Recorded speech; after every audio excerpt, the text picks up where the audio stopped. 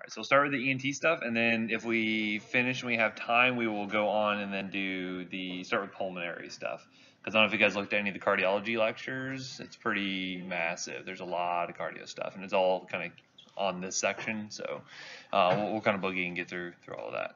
So anywho. First off, we're going to talk a little bit about our antibiotics that we can use for ENT purposes. So you guys thought you can get away from antibiotics. Nope, you're going to be using them for the rest of your life. And so this is another very common place you're going to be using a lot of antibiotics for these kind of respiratory tract kind of indications, right? So especially like upper respiratory tract infections, big reason why people are coming to urgent cares, ERs, things like that. So this is good stuff to know. So a lot of causative, we'll start off with acute otitis media. A lot of the causative organisms here we're going to find, certainly a lot of this can be viral, right? And so I'm not going to get specifics on the diagnosis of this and being able to kind of differentiate between viral versus bacterial in a lot of cases. That's where we're going to cover that in other courses. But if you have a patient who you've diagnosed with acute otitis, like how do you treat them? That's what I'm going to kind of be focusing on here. And so have you covered any of this ENT stuff yet? Okay, good. So hopefully some of this will be backing up what you kind of learned in that other class. But again, most of the time it's viral, which again, do antibiotics work for viral infections? No, we really don't have any good antivirals for a lot of these type of infections as well. You know, we can treat influenza with a medication, which we'll talk about later, but really, you know, a lot of adenoviruses and things like that, we don't have any good medicine for. It's really just supportive care.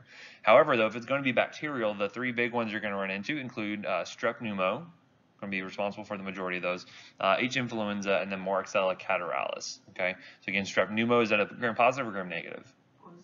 Gram positive. How about those other two?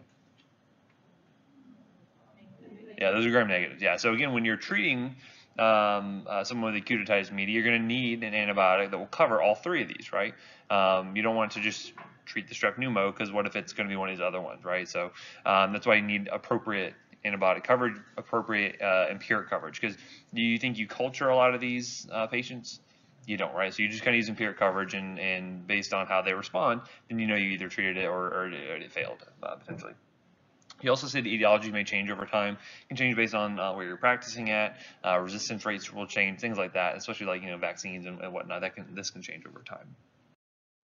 So the mainstay of therapy we're going to be using here is going to be amoxicillin. Do you remember what type of drug that is?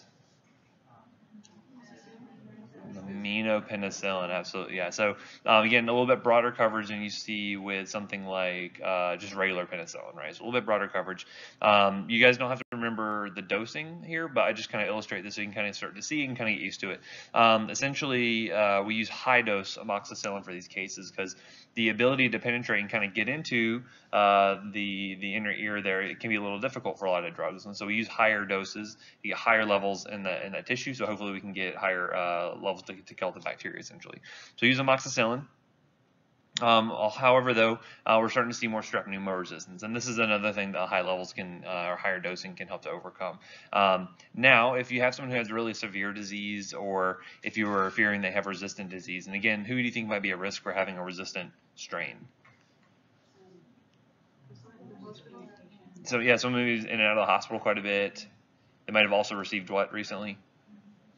Other antibiotics, right? So if they've received kind of multiple courses of antibiotics, and you have these patients, especially kids, who will come in for recurrent otitis media. You know, either they have eustachian tube dysfunction that will predispose them to having infection. That's one of the big things you run into.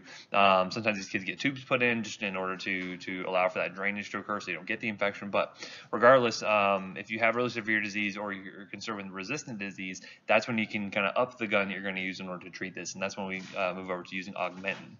Again, Augmentin is just amoxicillin plus clavulanic acid or clavulanate, and what is that? Beta-lactamase inhibitor, right? So it helps to broaden out that coverage and is able to be more resistant to, you know, things like beta-lactamases and whatnot that, you know, things like strep pneumo may be producing. Alternatively, if you couldn't use something, say a patient had like a penicillin allergy, could not receive amoxicillin, you could switch over and use something like ceftonir, which is what type of antibiotic? Yeah, third generation cephalosporins. That's important to remember. So we're going, you know, we're kind of skipping the first and second and going straight to the third generations here. Or you could use something like azithromycin, which is what?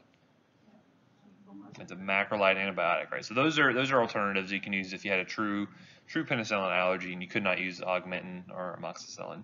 Now, in some cases, you may find these patients have either a lot of nausea, vomiting associated with this. They are not able to tolerate oral medications, in which case you may have to switch over and use parenteral therapy. So either using something like IM dosing of things like ceftriaxone, which is what? Another third. So again, note here so both ceftonir and ceftriaxone are both those third generations. Using that or potentially IV therapy. So for some of these kids or patients, you may have to bring into the inpatient side and use IV therapy for them, right? You guys remember anything special about ceftriaxone and its dosing? It doesn't need the liver clearance. Yeah, The kidney. not dependent on renal clearance, right? So it's all going to be mostly hepatic, so you can get away with using this. And usually 1 time a day dosing, which is pretty convenient. We've had some kids that will have to come back to the ER like 3 days in a row in order to get intramuscular shots. So if it's something where they're not severe enough where we want to bring them in inpatient, but they are not able to tolerate oral medications, this is where ceftriaxone can be very useful. And they just come in basically 3 times. Kind of a bummer because they end up getting kind of 3 ER visits, but also they're not inpatient for 3 days, which is also very expensive. That way they can get their shot, go back out to Disney, come back the next day and get it again. So, and then similarly, we'll see with acute bacterial rhinosinusitis, same bacteria as acute otitis media. So you're going to kind of notice a trend here. Strep pneumo, H. flu, Moraxella catarrhalis are the most common bugs causing a lot of these upper respiratory tract infections. You can have some other ones, especially with sinusitis, because it's kind of a protected area. Sometimes you can get these kind of weird bugs that'll start to move in, or more potentially serious bugs like Staph aureus or these gram-negative bacilli. It just depends on kind of what the patient's history is, and if they've had other antibiotic courses, or if they've had maybe trauma, maybe something puncturing into the sinuses, things like that. Now, the big thing here is that a lot of these cases are viral, and this is one of the big reasons that antibiotics are overprescribed is because we're given this for viral indications.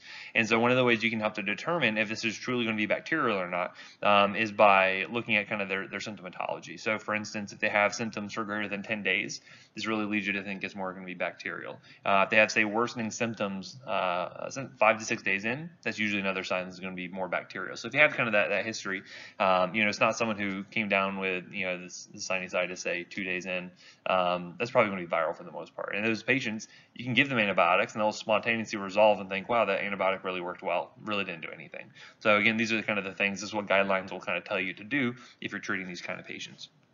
Now here you'll notice, again, the sinuses can be very difficult for the drugs to penetrate. So what we're going to use instead of starting with amoxicillin, we're going to just bypass that and go straight to Augmentin. Right, so we're going to kind of start off with a higher gun to start with, mainly due to things like H. flu producing these beta-lactamases. We need to overcome that resistance, and so this is one of the ways we can do that. On the other hand, if you needed to if a patient had a penicillin allergy that was true, you could utilize something like clindamycin, which is going to be good for getting what type of bugs? Gram-positives and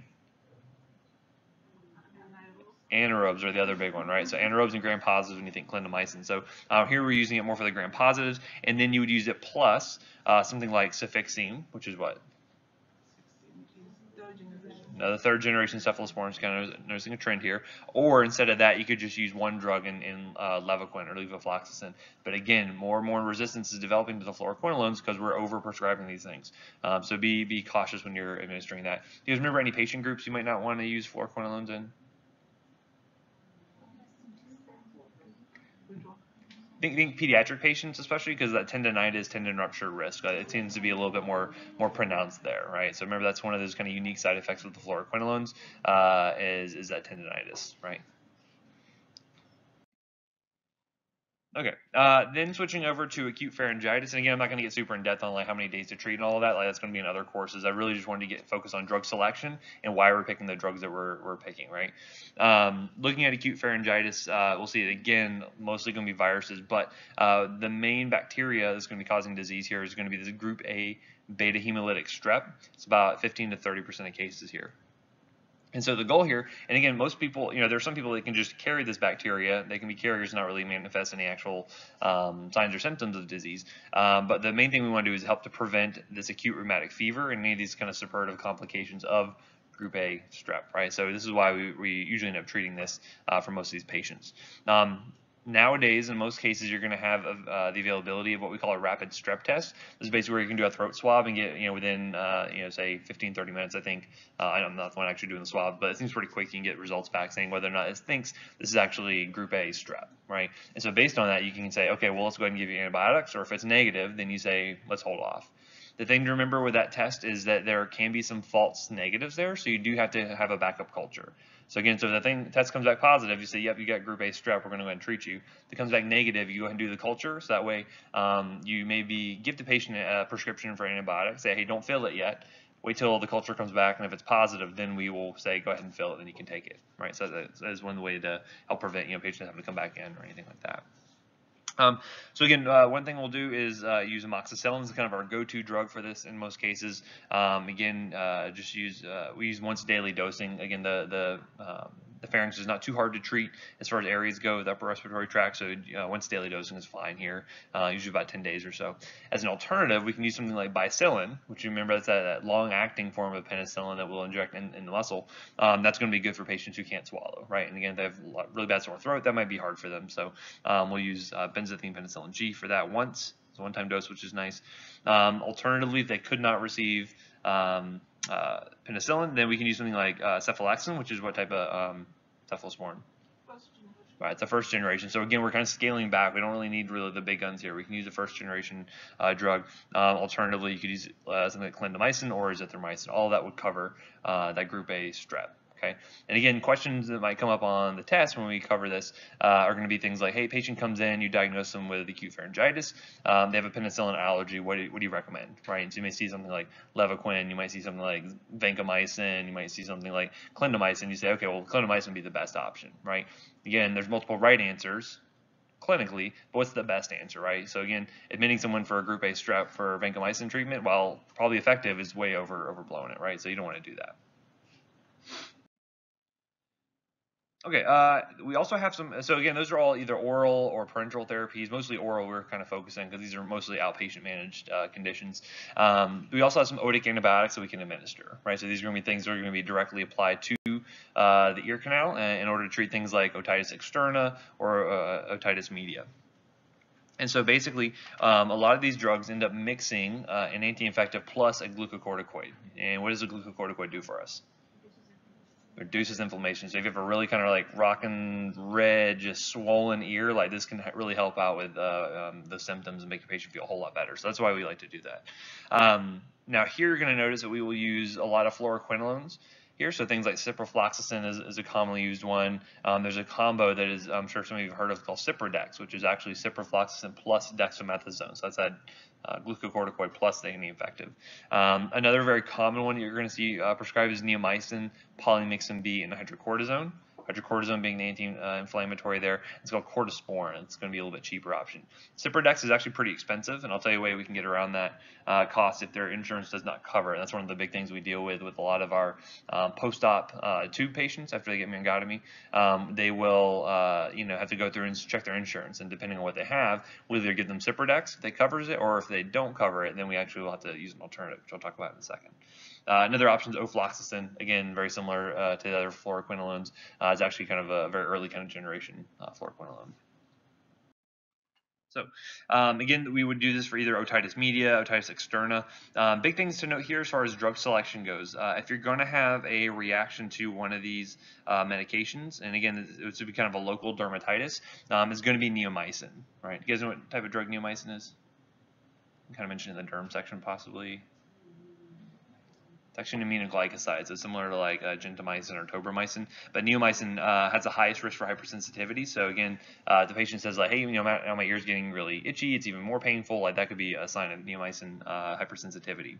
Polymyxin B, as you remember, can have pretty serious effects when given IV. So we like to, you see ototoxicity, neurotoxicity. So we don't like to use that IV. Typically, if you're using it in the ear canal, you don't really run into any problems. The only caveat, though, is if a patient has a ruptured tympanic membrane or they have tubes in place, that it gives the polymyxin a chance to kind of get in and affect the cochlea, and it can affect those hair cells. We don't want that to happen. So if they have a ruptured TM or they have tubes in place, you do not want to use polymyxin B. So again, a question could come up, say, hey, a patient presents, they have otitis externa or otitis media, they have previous history of having tubes placed. Which one of these would be inappropriate, right? And so you'd say, well, corticosporin would be bad because that has the polymyxin B in there. Right? We don't want that. And then I mentioned Ciprodex is typically very expensive, and one of the alternatives we can actually do is what we use is we will use ophthalmic medications and give it in the ear canal. So that's one of the things to note here is that you can use ophthalmic meds, put them in the ear, that's fine. You don't want to use otic meds and put them in the eye. Why do you think that is?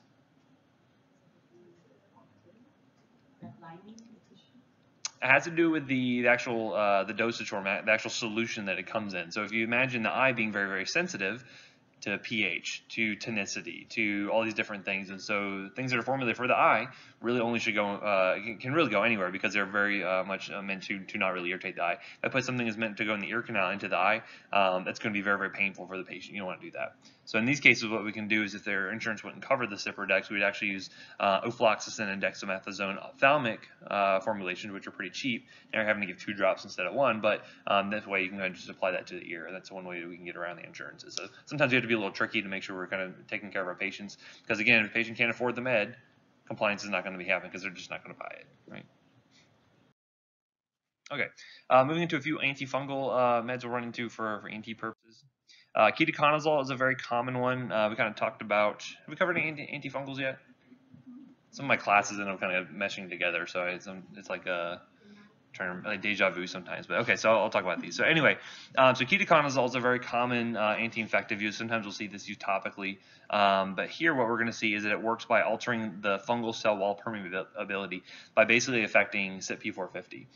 In fungal cells, they use P450 enzymes in order to help maintain their cell wall. Okay, by interrupting that, you're going to interrupt the cell wall, very similar to what you saw with something like a penicillin, causes breakdown of the cell and then it dies off. Okay, this is also going to be really important for when we're looking at drug interactions, because we're going to see that while it's somewhat selective for the fungal cells, it's not 100% selective, which means it can bleed over and affect our CYP450s as well and be a big source for drug interactions. So again, ketoconazole we can typically use systemically, so it can be an oral medication to treat systemic fungal infections. Big side effects to note, though, here you're going to see QTC prolongation is a risk, right? So you guys remember what arrhythmia are at risk for when you have that? Yeah, torsades is the big one, right? And this has to do with blocking potassium efflux out of the cardiac cells, which can prevent repolarization of the ventricles. That can predispose you to arrhythmia. Also, you can see these other effects kind of rarely. Sometimes we see some hepatotoxicity, but for the most part, pretty well tolerated. And again, a single medication that prolongs QT, usually not clinically relevant. So when you start to add on multiple meds, or if the patient had a prolonged QT kind of congenitally, that's something to be concerned about. So just think about those sort of things. Again, because it is a CYP3A4 inhibitor, and again, CYP3A4, how many drugs does that metabolize? A ton of them. It's like half the drugs out there get metabolized as CYP3A4. So because of that, this can end up increasing concentrations of those drugs, right? So for instance, if I was on something like simvastatin for my hyperlipidemia, if I inhibit CYP3A4, and again, simvastatin gets metabolized by 3A4, levels are going to go up, right? So if I inhibit that, levels are going to go up to the other drugs, which can lead you to pretty significant side effects there. So again, always look up your drug interaction tape, make sure you have an up-to-date med list to make sure you avoid any kind of problems with that. Nystatin's another good one. This one actually has no oral absorption. So we use this one orally, but it actually just will pass through the GI tract without ever being absorbed. The benefit of that is you have no systemic side effects, right? It doesn't get absorbed, it's not going to cause any problems there. And the big thing we're going to use this for, and again, the mechanism here is binding some of the sterols in the fungal cell wall. So again, not affecting CYP450, but still breaking down that cell wall and increasing that permeability and leading to that fungal cell death. We use this most commonly for oral candidiasis. Does anyone know another name for that? Thrush, yeah. So if you have a patient who has a fungal infection in the back of the throat, that thrush, this is the main thing we're going to use this for. Now, again, because it is only going to be going through the GI tract, you can see some GI upset along with this, but for the most part, it's very well tolerated. And a lot of times people will either write instructions to swish and spit or swish and swallow. It doesn't really matter which one. A lot of times if your patient can't really comply with that, so like for us, we do a lot of really small kids we were giving this to, like their swish and spit might be a difficult concept for them, so it'll usually end up getting swallowed anyway. Now we use this, again, usually oral candidiasis is not super clinically important for healthy patients, but we will sometimes use this very frequently for a lot of our patients who are immunocompromised. Because anytime you have a fungal infection kind of takes hold in these patients who can't fight off that infection, they end up getting a higher risk for systemic fungal infection. Once these funguses go systemic, then it's kind of downhill from there. So we'll use this a lot for our cancer patients who we've kind of given chemotherapy to, wiped out their white blood cells, HIV patients, things like that. We'll have them use this kind of prophylactically to prevent infection from occurring in the first place. But pretty good medication, very well tolerated. Okay, now we're going to talk about a few antivirals. Have we covered any antivirals yet? Besides, I think we did a little bit in ophtho, right? Yeah, so you're going to see very similar drugs here as well. So the most typical kind of viruses we're going to deal with are going to be including the herpes simplex virus, both type 1 and type 2. Again, think type 1, think higher up on the body, so that's where you get a lot of the oral manifestations. Type 2 is going to be more kind of genital herpes. We have varicella zoster, which includes like your chickenpox, shingles, and then cytomegalovirus. Has anyone ever heard of this before? Oh, just today? So who's likely to get cytomegalovirus? Yeah, maybe some babies. Yeah, HIV patients especially. Yeah, so they're one of our kind of the more common ones you worry about that. So again, usually most people can fight off some of these infections, these viruses, but those immunocompromised patients may not be able to. But here you can see things like esophagitis, retinitis from this, so it's a pretty nasty one. Certainly herpes simplex, much more common you're going to run into. Certainly varicella zoster, if someone has not ever been vaccinated against that, certainly you can see that pop up, especially in childhood diseases. So these are going to be considered guanine analogs, and again, just be able to draw this on the test, you should be fine. So being a guanine analog, how do you think it's going to work? It's going to affect the DNA of the virus. It's going to substitute for guanine. It's going to get in there. It does not have that sugar backbone to continue elongating the DNA, and so when it does that, it prevents it from any further replication of that, and so eventually leads to that viral death. The thing to note here, and the only reason why I put the structures up, are because some of these are going to be prodrugs. You guys remember what a prodrug is? Yes. What is it? Yeah, so it's an inactive drug that when given has to be activated in the liver first, most typically, and then you have the actual active drug. And so basically for things like Valacyclovir, you can see here as it comes this longer chain on this side, it gets converted over to Acyclovir. And so what do you think is the purpose of doing that?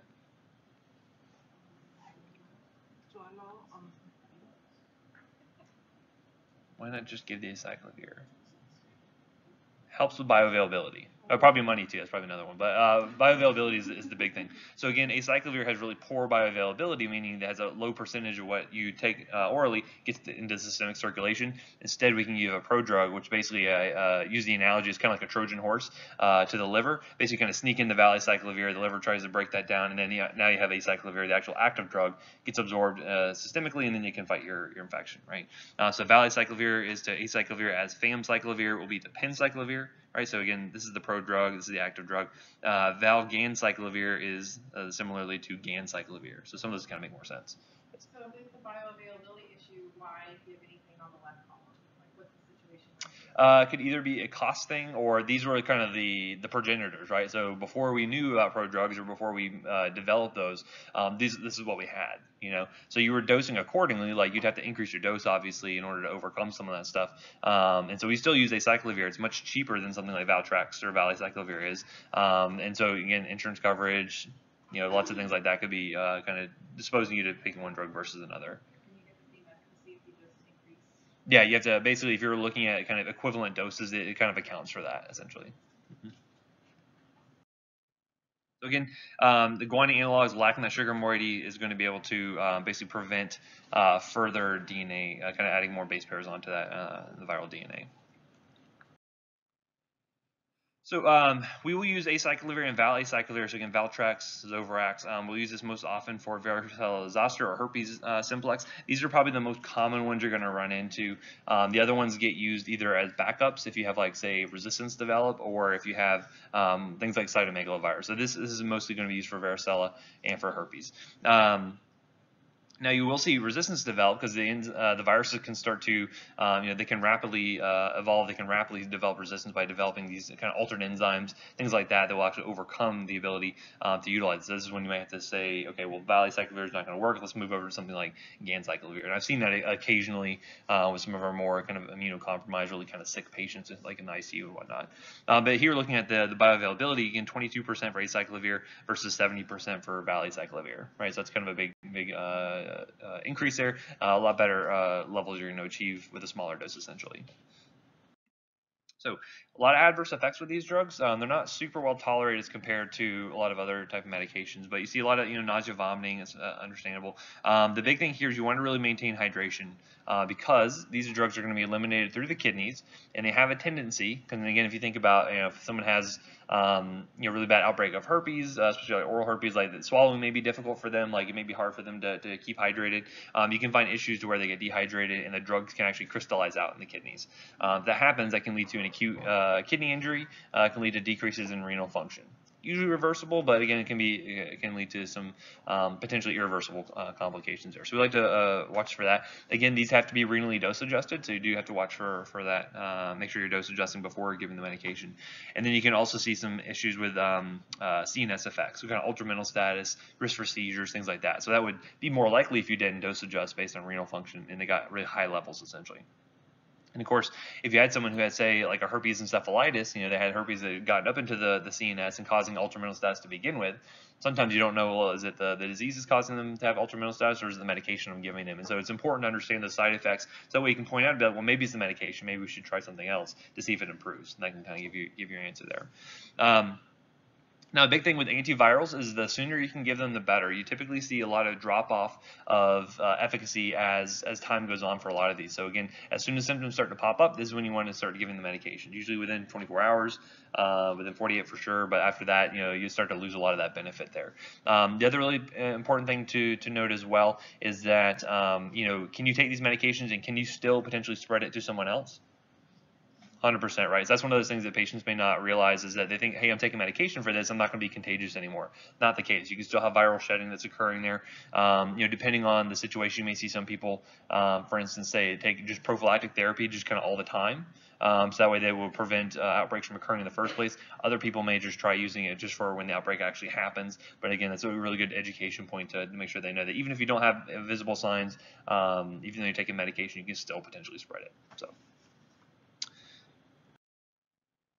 Okay, next you have Penciclovir and Famciclovir. Again, Famciclovir just being the prodrug here. Again, these are going to have very similar mechanism, very similar indications as Val and Acyclovir do. Very similar toxicity as well. So again, just think of these very similar. These are usually fallback drugs if your Acyclovir is not available, or if it's for whatever reason you can fall back to using these two drugs. And then Valganciclovir and Ganciclovir. These I don't see used very, very often. I typically will see this kind of reserved for things like either really resistant herpes or for things like cytomegalovirus. So again, a lot of kind of side effects associated with these. See things like a bone marrow suppression, neutropenia, thrombocytopenia, again, CNS effects as well. So, a lot of patients end up having to discontinue therapy due to these side effects, which is why we like to hold off on using it as long as you can, essentially. And again, it makes sense because, again, it'd be nice if these things were 100% specific for affecting the virus, but there's a little bit of bleed over effect. So if it's affecting DNA replication in the virus, what could it do to our DNA? So stop DNA replication. And what type of cells do you think get hit most commonly because of that? Rapidly dividing cells. That's a big thing. So the more rapid the dividing the cells, the more DNA replications having, the more likely they are to be affected.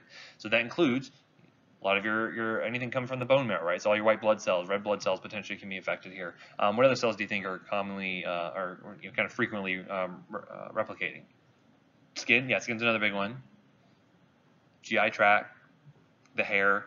So think about things like that. And that'll make sense when we get to talking about chemotherapy drugs and how those cells are the ones that get affected most. So that's where the alopecia comes from. That's where a lot of the GI toxicity comes from. Because those cells are so rapidly dividing, they're constantly in a state of DNA replication. They get hit the hardest. Versus, things like the CNS, like your neurons are kind of there. Like they're not really replicating very quickly or at all. And so in those cases, they don't get affected as much. And that kind of makes sense for why you see those type of side effects.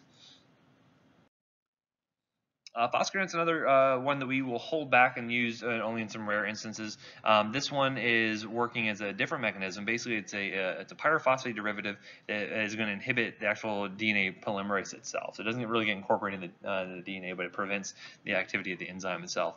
Again, this is one we'll only see used for IV, only for really resist. I've only seen this used once in like a really unfortunate pediatric patient who had a bone marrow transplant and was really immunosuppressed. Because again, anytime you have a transplant, foreign material into the body, you have to prevent the body from attacking it, right? Because it's foreign material.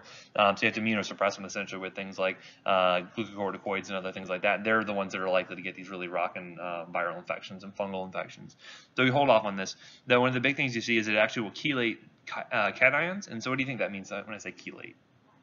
It's going to bind up to it, right? So you can see things like electrolyte abnormalities like hypocalcemia, hypomagnesemia, and then also hypokalemia there as well. I don't know why I was going British with hypomagnesemia, but whatever reason that happened there. So again, you can see this for things like cytomegalovirus, retinitis, or if you have viruses that are going to be resistant to Acyclovir, this could be a good one to jump to. So again, not used commonly, but at least be familiar with it.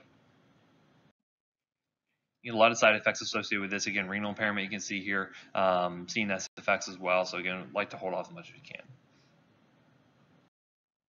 Okay. Next up, we're going to talk about a few anti-inflammatory drugs that you can run into in the ENT world. We're going to talk about our non-steroidal anti-inflammatory drugs, otherwise known as NSAIDs. Yeah, so you can kind of lump salicylates like aspirin into the family of NSAIDs. You're going to see that, and when you think of NSAIDs, what drugs do you think of? Motrin, which is, what's the generic for Motrin? Ibuprofen. What else do you think of? Aleve, which is, yeah, those are probably the two most common ones because those are available over the counter, right? So everyone's probably taking those drugs at some point in their life. Salicylates will kind of have the same mechanism here we're going to see, but just be aware that they're going to have a little bit different side effects we're going to see, and a little bit different, kind of clinical indications. But basically, we can, if you're having an upper respiratory tract infection, whether it be viral, bacterial, whatever, like, there's a lot of inflammation that's happening there because your immune system's trying to fight off that infection. So we can use these drugs to help deal with some of those symptoms. So these drugs are going to be good analgesics. They're going to be good for pain relief. They're going to be good antipyretics, which are going to do what for us? Treat or feeder. And so those are the two main things we're going to be using for this. So the first group is our salicylates, so acetylsalicylic acid or aspirin. So you guys know what the three-letter abbreviation for aspirin is? ASA. So that's where that comes from, the acetylsalicylic acid. So if you're ever curious where that name comes from, that's where it is. But anyway, so again, this drug has really good oral absorption, ends up getting hepatically conjugated, and then will be excreted through the kidney. So again, kidney function is one of those things that at least I worry about, especially when I see like an aspirin overdose. And so again, it's one of those drugs that is very commonly available over the counter. And again, how dangerous do you think aspirin is in overdose? This one's like really, like, if I see like a really bad aspirin overdose, like my sphincter tone is like at 11. I'm just like, oh boy, oh boy. Something like ibuprofen, very safe in comparison. So again, in general, salicylates are going to be very dangerous, especially if like kids get into it. Anyone ever heard of that oil of wintergreen? That's a kind of an old school product that has methyl salicylate in it, which is very similar in activity to aspirin. And so some people used to have that around the house. If you ever smelled like spearmint gum. That's that smell. That's that methyl, that salicylate smell. And so some people have that around the house or in certain products. So kids will get into it and they get really, really toxic. So be careful with aspirin. You don't want to overdo it. So the thing here is it's going to be working to block activity of these enzymes called COX, or cyclooxygenase. Have you guys heard of this enzyme before? A little bit. Okay. So cyclooxygenase. What does cyclooxygenase do for us? Yep, it inhibits prostaglandin synthesis, right? So you guys ever heard of arachidonic acid? That pathway, right? So that pathway is going to be, one of the pathways that comes off of that is going to be the cyclooxygenase pathway, and you're going to have prostaglandins and other inflammatory cytokines made from that, right? Now, there's a couple different varieties of that, right? So anyone know the difference between COX-1 and COX-2? COX-1 is always around, which means, is another name for that? Constitutive, yeah. So it's a constitutive enzyme, meaning you always have it around. And what do we use COX-1 for? GI is one of the big things, right? So, and this is going to be important when we talk about side effects. GI helping to produce that gastric barrier to prevent our stomach acid from eating its way through our stomach, right? So again, one of the big side effects you see with NSAIDs that are blocking the activity of COX-1 is going to be ulcers, right? So you block the activity of those prostaglandins, which are really, really necessary to help maintain that barrier. You lose that, you're going to have the gastric acid eating through your stomach. No good, right? This is one of the #1 reasons for gastric ulcers to form are going to be NSAIDs. You guys know what the other reason is for gastric ulcers?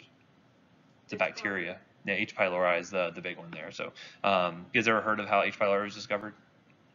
So you look up, there's a really, a guy won the Nobel Prize off of basically infected himself with H. pylori and then took antibiotics to cure it. He's an Australian guy. You should look up some YouTube videos. It's very interesting. But regardless, so COX-1 is really important for GI protection. COX-2, what is that? For inflammation, right? So that's what we call an inducible enzyme, meaning it has low levels, relatively speaking, around the clock. But say if I sprain my ankle, all of a sudden you're going to see upregulation of that enzyme in the site of inflammation, right? So that's where it's producing all those prostaglandins. So by inhibiting this, you inhibit, and again, a lot of these are going to be non-selective, meaning it's going to be affecting COX-1 and COX-2 pretty equally. And so again, this is where we can see a lot of the GI side effects, because even though we really wanted to just focus on COX-2, clinically we realized that's actually a bad idea. We'll talk about it later, but there's a drug that actually taken off the market, and it only blocked COX-2 and actually led to increased risk of cardiovascular death. So it's actually a really bad thing. Anyone ever heard of Vioxx? Yeah, so it's those drugs taken off the market because it was a specific COX-2 inhibitor, and it ended up causing a bunch of deaths, so they removed that from the market. But there's also COX-3. We don't really see that being interacted with clinically. It's probably up in the CNS. Maybe Tylenol works with it. We don't really know, but that's another variety. But COX-1 and COX-2 are the big ones we're going to focus on here.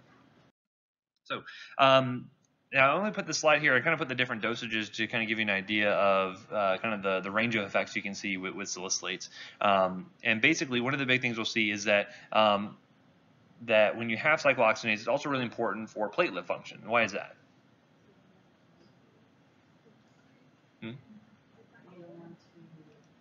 So prostaglandins help to activate platelets, right? So this is one of those things where if you have increased amount of prostaglandins being produced, that can actually lead to platelet activation, and it could lead to potentially if you're having a heart attack or you have a plaque on your coronary arteries. Platelets like to bind to that stuff, right? So once they get activated, they'll start to bind to it, and that can lead to an occlusion, and then you have angina or you have an MI, whatever it happens to be. So this is why we use aspirin as an antiplatelet drug.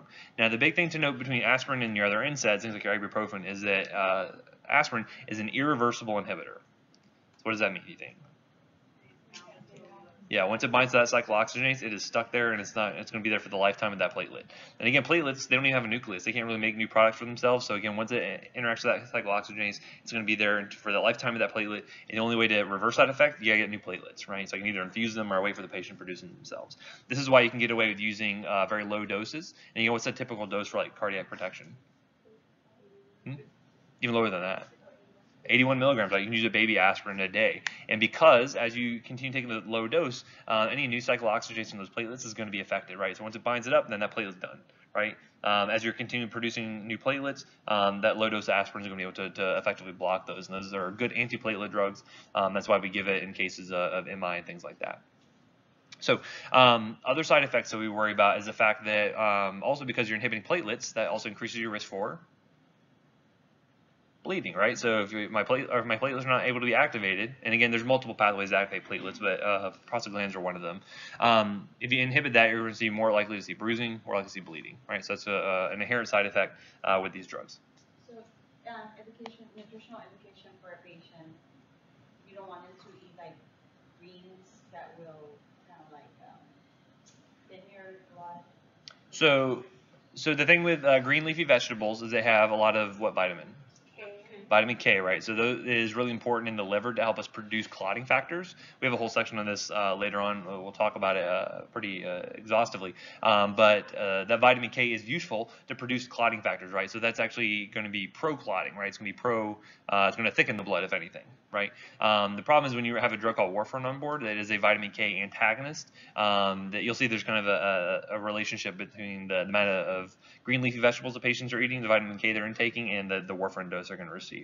So with the aspirin, it's okay. You can. Yeah, you can. Yeah, so you don't have to worry about them. But note that if they increase their bruising or bleeding, or if they are also on an anticoagulant, that can be synergistic there, right? So again, because you might have a patient who's taking, maybe they have a history of AFib and they're on warfarin for that, and then they want to be on aspirin for the cardiac protection, and so it's a balancing act there to make sure they're not at too big of a risk to bleed, they're not too thinned out, right? So usually you can see it's one or the other, kind of one of those things. But anyway, so as you get into higher doses, so again, that 81 milligrams, 325-ish, that's where we're going to see mostly antiplatelet effects. Higher than that is where we're going to get to see some of our antipyretic and analgesic dosing. Again, with chronic dosing of these drugs, that's when you run into gastric problems. You see gastric bleeding, gastric perforations, things like that can happen with more chronic use. It's not like a one-time deal by any means. As you get into higher doses, again, it's going to be more kind of anti-inflammatory, but also one of the kind of hallmark side effects of aspirin, and some people even get this at therapeutic doses. You can see tinnitus, right? So tinnitus is being what? A ring in the ear. Some people describe it as kind of like muffled hearing, and so that can happen to some people. They can be very sensitive to it. It just depends. But that is certainly a sign of toxicity and something you probably want to back off your dose or just not use aspirin for those patients. And then obviously as higher and higher doses, this is when they get to more in the tox world where you can see very severe metabolic acidosis, respiratory alkalosis. Don't really worry about these 3 boxes here. This is more for you're dealing with like an aspirin overdose. But certainly you can have patients that will accidentally overdose themselves on aspirin very, very easily, right? Has anyone ever heard of like a Goodies powders or a BC powder? What is that? Aspirin, what kind of form is it in? Yeah, it's a powder, right? So again, it's one of those things where and it's kind of a southern thing. So if you're from the north, a lot of people haven't heard of it. But basically, anytime someone has a headache or someone has a fever, they'll take a Goodies powder or they'll take a BC powder. And basically, it comes in this like kind of little wax paper. They'll put the powder into their drink, it dissolves, and they drink it, and pretty fast acting. A lot of people don't even realize there's aspirin in there, and so you can run into these problems where people will be dosing themselves with that. They'll also be taking aspirin for cardiac protection, not realizing that they're kind of overdosing themselves. I had one guy who every time he had chest pain, he would take a BC powder. Every time he had chest pain. So this guy, was not very well managed, as we'll talk about anti-anginal therapy later on, that he was just taking the stuff day in and day out. And then all of a sudden he said, well, I should probably go to the ER now. Calls 911. 911 gets there, and they're like, well, have you taken any aspirin? He's like, no, I don't take any aspirin. They give him a dose of aspirin, which he already has too much on board. And then he gets into the ER, and the resident's like, oh, did anyone give you aspirin? He's like, I don't think so. And they give him another dose. So all of a sudden the guy's like kind of breathe kind of fast, and he's like, I can't, what did you say? And it's like, okay, well, now you have way too much. So be careful with this drug. All right, so again, contraindications, some of these are going to be relative, but bleeding disorders, you don't want to use that.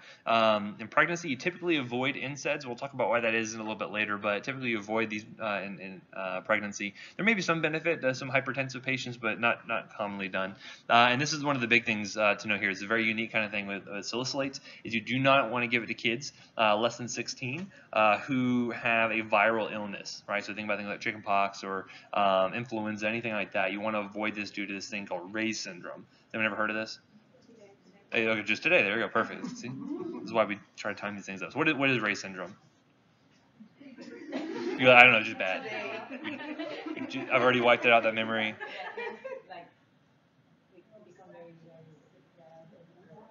So a lot of it is mostly CNS effects and also liver effects. So we'll see.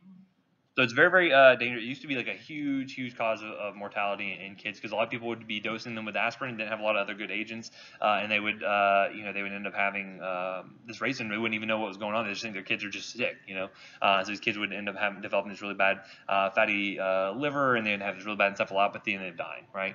Don't ever see a movie Black Mass with Johnny Depp?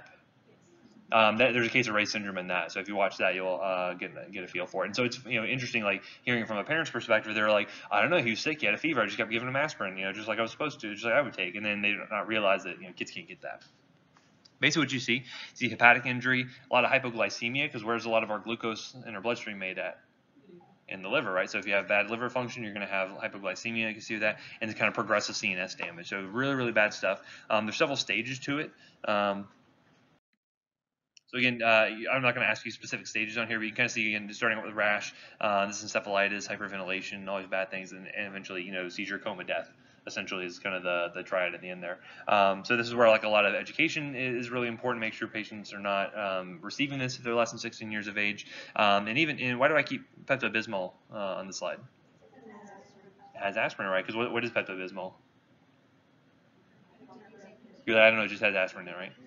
So it's bismuth. So there's bismuth in it, and there's a metal, subsalicylate. So if you see that, salicylate's right in the name there. So that's, again, why we avoid that one, to avoid that.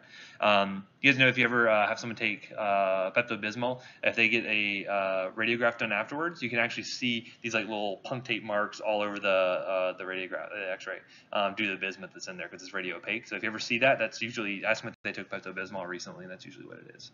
So. Anyway, so that's aspirin, right? So again, that is an irreversible inhibitor of cyclooxygenase, both 1 and 2.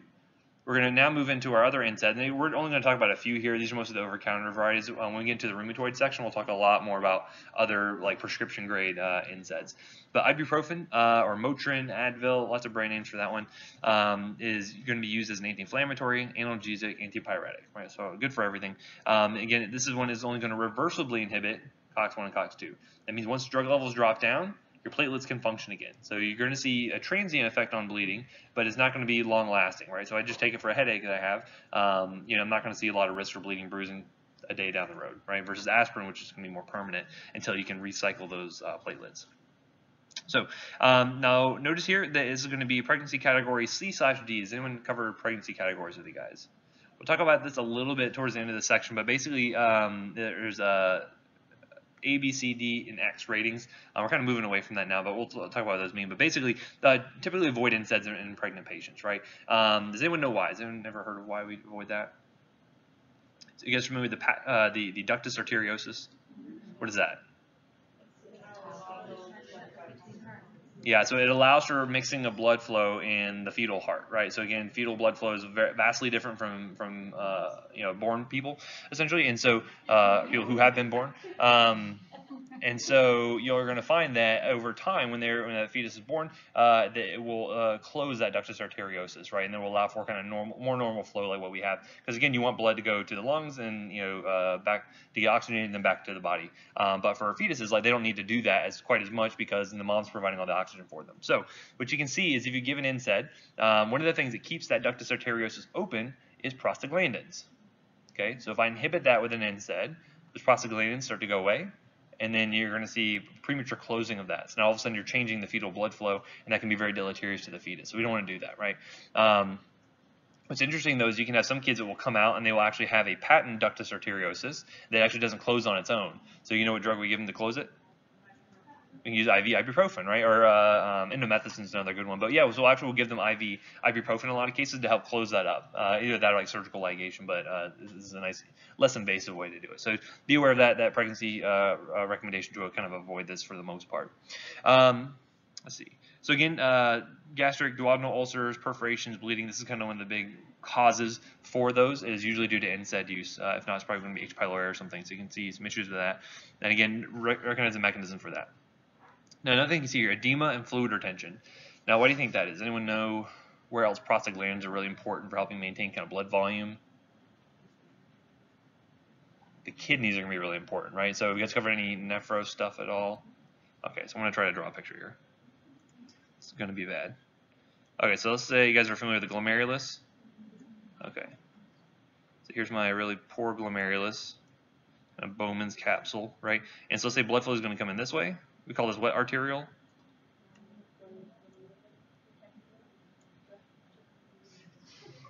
So this is going to be the afferent arterial because it's going into the glomerulus, and this is going to be the efferent arterial that's coming out of the glomerulus, right? So that's basically the way that blood flow goes. Now, what you're going to find, and we're going to talk about this a lot when we get to the cardiology section, especially with hypertension, is that basically to maintain pressure at that glomerulus, you're going to have basically, probably get my laser pointer. Basically, you want to have a squeeze here on the efferent, right? Because it's basically kind of like a garden hose. You want to have enough pressure built up, so you want to squeeze here, and you want to keep this one open, right? Because the more open it is, the more blood flow you have going into the kidney. Makes sense, okay? Now, the thing that maintains this patency here is going to be prostaglandins. Prostaglandins are going to be vasodilatory here in this afferent arterial. If I inhibit that, by inhibiting cyclooxygenase, usually COX-1 here, you're going to see that you're going to have vasoconstriction of this afferent arterial, and that's going to decrease the amount of renal blood flow you have going, right? The amount of actual blood getting filtered. So if I decrease that, then I'm not filtering that stuff out, it's not getting eliminated as urine, so what's my fluid status going to do? It's going to increase, right? So you can see fluid retention. This is not usually a problem for healthy patients, but can you think of anyone who might have issues with this? Not necessarily diabetics. Like they have kidney damage that happens over time just due to their disease state. Patients with congestive heart failure. Right, so when we talk about that later, we'll realize that fluid balance is a huge thing, and that NSAIDs can actually lead them to have kind of an acute increase in fluid that can lead them to an exacerbation, can lead to hospitalizations, all kinds of stuff. So just be aware of that. So again, the edema, fluid retention issue, and then acute renal failure. So again, the same mechanism here. Some patients are really, especially those kind of more progressive kidney disease, more kind of chronic kidney disease, they're really reliant on those prostaglandins to keep that afferent arteria open. If it closes all of a sudden, they're going to have an acute decrease in kidney function, and so you can see their creatinine clearance drop pretty precipitously. They're going to start to hold on to things like drugs and waste products, and that can be bad for them. So again, healthy patients like me and you, we can take this one with no problem. Our kidneys are going to function just fine. But those patients who really need prostaglandins, they're going to have an acute drop, and that's where you can see that. That's where that recommendation comes from, to be careful with patients who have kidney disease already. Make sense? Okay. When we talk about, have you guys heard of angiotensin, or the renin-angiotensin system? This is going to be really important as well when we're talking about this efferent arterial, because angiotensin 2 is one of the main things that helps to cause vasoconstriction here. So when we talk about drug interactions for ibuprofen and other NSAIDs, this is going to be important when we're talking about that. Okay? Because again, when you are looking at the kidneys, and you guys took physiology as a prereq, right? Right. So when you have decreased blood flow coming into the kidneys, right, coming into the glomerulus, you can have decreased filtration, decreased salt in the nephron, and so what does that trigger when you have that decreased salt as a compensatory mechanism? The renin-angiotensin system, right? That's really, really important. And the main thing the renin-angiotensin system does is try to hold on to fluid. It tries to hold on to fluid and increase blood pressure. So if the kidneys sense that, hey, we're having decreased blood flow here, that's a sign you don't have a good enough blood pressure. So it's going to try to hold on to more fluid. It's going to try to increase blood pressure. And so this is really important when we're talking about drug interactions and how this can make your antihypertensives work less effectively, right? That makes sense? We'll talk about that ad nauseum when we get to the hypertensive section, so just kind of keep that on the back of your mind for now. So again, interactions here. So it decreases the effect of those ACE inhibitors, and basically angiotensin converting enzyme inhibitors is something that helps to block production of angiotensin 2. So it's a very widely used class of antihypertensives that will decrease the effectiveness of that. It'll also decrease the effect of diuretics, which what do diuretics do? Yeah, so it tries to help us to diurese and get rid of more fluids. It's not diuretics. I always think of Dianetics. I'm like, that's not Scientology. It's diuretics. You know, trying to get rid of fluids. Also, we'll do things like affecting the secretion of things like lithium. Like, anyone know what we use lithium for? Yeah, bipolar disorders, specifically the indication for that. You can actually see that it will actually cause levels to increase. And so I had a few patients who've come in for lithium toxicity because they started taking an NSAID because they were having headaches or they had a fever or something like that. Levels rose and they had CNS toxicity from that. So be careful with that. Other drugs that get secreted through or get eliminated through the kidneys can be affected. So things like methotrexate, which we'll see when we talk about cancer, or rheumatoid arthritis can be affected by this. So lots of issues here. And again, just be aware of the bleeding risk. As far as contraindications go, you're going to have some that will be relative versus absolute. And again, an absolute contraindication means what? Yeah, no one should get that drug, or that particular patient should never get that drug, versus relative means maybe there's some wiggle room there. So obviously, if they're allergic to it, you don't want to give it to them. And in some cases, you may actually exacerbate asthma. So you guys know why that is? We'll talk about this in the pulmonology section, but essentially, when you have arachidonic acid, I'll do another little drawing here. So arachidonic acid, so I'll say AA here. Again, sorry, my handwriting is really poor. Basically, it goes kind of one of two pathways, right? So you go down this pathway, you're going to have this other pathway, you're going to have COX on this one, which is going to produce prostaglandins, right? On this other enzyme pathway, you're going to have leukotrienes being formed here. And we'll see that leukotrienes are super important for the pathogenesis of asthma, right?